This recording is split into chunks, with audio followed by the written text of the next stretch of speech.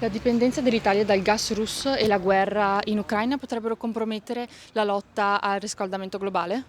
Un po' lo stanno facendo perché abbiamo ripreso a consumare in Europa, anche in tutto il mondo, il carbone, che è quello che emette più CO2 fra le fonti fossili,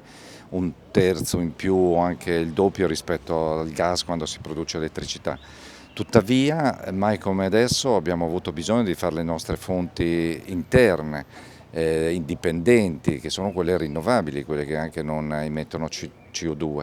E poi abbiamo i prezzi delle fonti fossili che sono altissimi proprio per la crisi, mentre i prezzi delle fonti rinnovabili sono molto più basse e perciò c'è anche la convenienza economica. Perciò da una parte sì è un ostacolo questa crisi, ma dall'altra è anche una forte spinta. E l'obiettivo del Green New Deal potrebbe venire posticipato a causa di questo? Ma la scelta che ha fatto politicamente l'Europa è quella di rafforzarlo addirittura, il Green Deal con questo Repower EU che ha fatto ancora perno sulle fonti rinnovabili, sull'efficienza energetica, anche fin troppo secondo me perché occorre invece più realismo, è una fuga in avanti, ecco questo, però l'impegno dell'Europa, della politica, dei nostri parlamentari è quello di insistere, secondo me non ce la facciamo però solo con le rinnovabili. E per quanto riguarda le bollette, gli italiani verranno davvero messi ancora più in difficoltà? No, sulle bollette abbiamo già pagato perché i mercati hanno delle perversioni ma avevano già anticipato quello che c'è poi stato l'anno scorso, abbiamo cominciato quasi un anno fa con i prezzi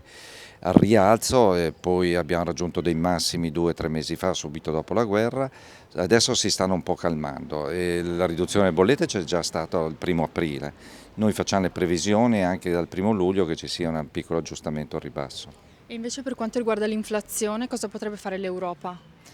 L'Europa innanzitutto è messa meglio rispetto agli Stati Uniti perché Biden viaggia ben oltre l'8%, noi siamo ancora al 6%, non abbiamo superato il 7% e questo insomma è una magra consolazione, però noi dobbiamo investire di più in fonti energetiche tradizionali, anche fare lo sforzo sulle rinnovabili sì, ma bisogna rompere questo intreccio che c'è fra le autocrazie, questi grandi paesi che controllano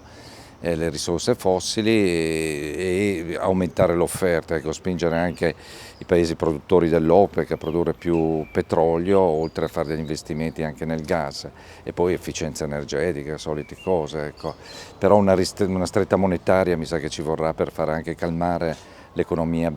statunitense che è quella che ha spinto molto al rialzo i prezzi.